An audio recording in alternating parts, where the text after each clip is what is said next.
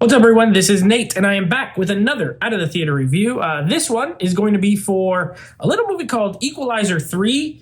This is, of course, the third and maybe final chapter in this series of movies directed by Antoine Fuqua, who did the first two, and starring Denzel Washington, who starred in the first two. So, three-time team up here.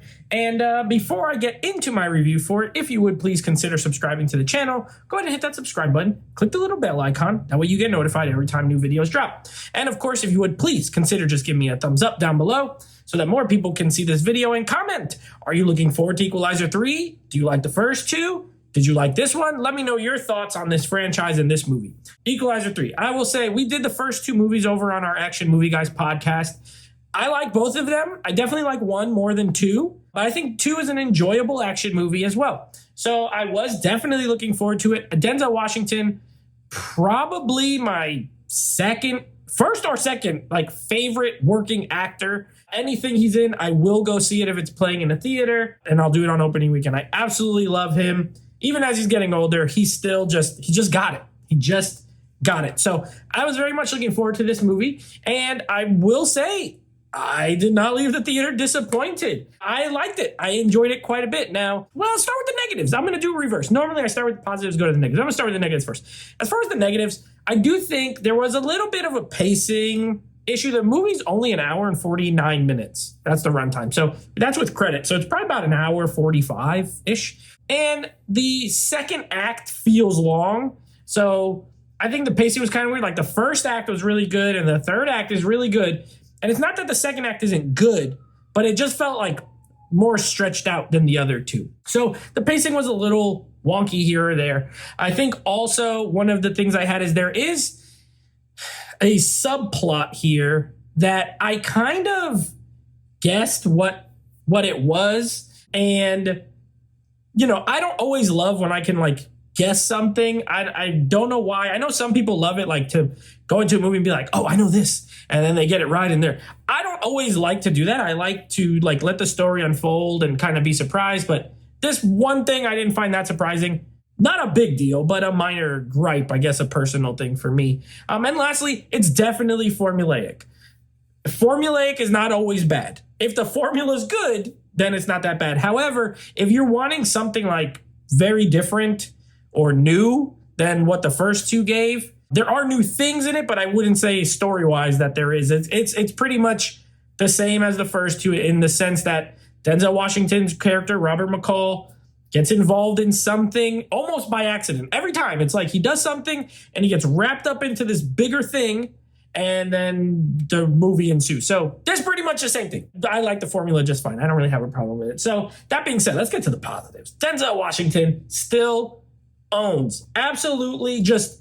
Even, like I said, even at his age now, he's a little older, but he got so much charisma, charm, effortless. Yeah, I can watch this guy do anything. I can watch him in any kind of movie, action, drama, probably a comedy. I don't know. He is just one of the best actors of all time, in my opinion, and he's great here as well. I like what they did with the character. The first, and again, no spoilers, this is spoiler free, but, this movie did something smart where they took this guy and they kind of tore him down a little bit to build him back up by the end of the movie.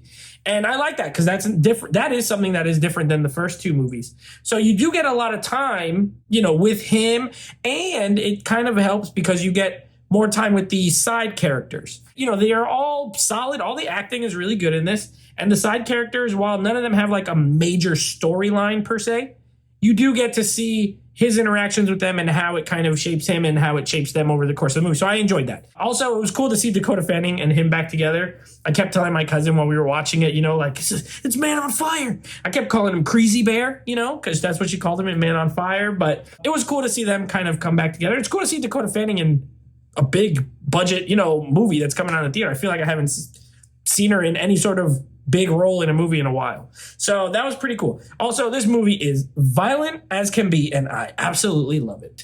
It is very bloody, very brutal. The kills in this movie gotta be the bloodiest out of the franchise.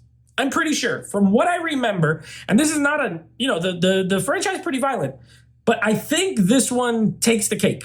I think this is the most bloodiest, violent one, and I'm here for it. I'm here for it.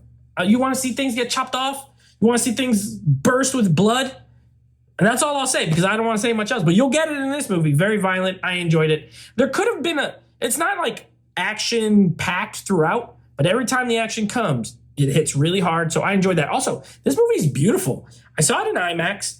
I think this got to be the best looking one of the three. I think the cinematography is great. The location is great. It's set in Italy, in this like coastal town, and they get some amazing shots of this coastal town, the water. Like, it is gorgeous. It's weird because the first two are set like in Boston, and you know, it's a city, it's an American city, you've seen it before, but this was very kind of more exotic and gorgeous. The whole movie I was just like, I want to go to this place, wherever this place is, Altamonte or something like that, I don't know. I want to go there because it looks amazing. So great cinematography and a really cool score too, kind of low key, but I enjoyed the music as well. So all in all, I would say this one, I still didn't like this as much as the first, but I think this one's better than part two, in my opinion. I think this is definitely better than part two and not far removed from one. I think this is a really good overall like trilogy of movies as far as if you like action or if you like Denzel Washington or you like revenge movies, or it's kind of a revenge movie, but not really, then I say give it a shot. I'm going to give it an 8 out of 10. I really enjoyed it. I think it's a good film. I think it's worth your time. So that is, of course, my review for The Equalizer 3. I'll be back next week with a review for The Nun 2, which I'm not really looking forward to because I didn't like the first one. So we'll see how this goes. Until then, take it easy.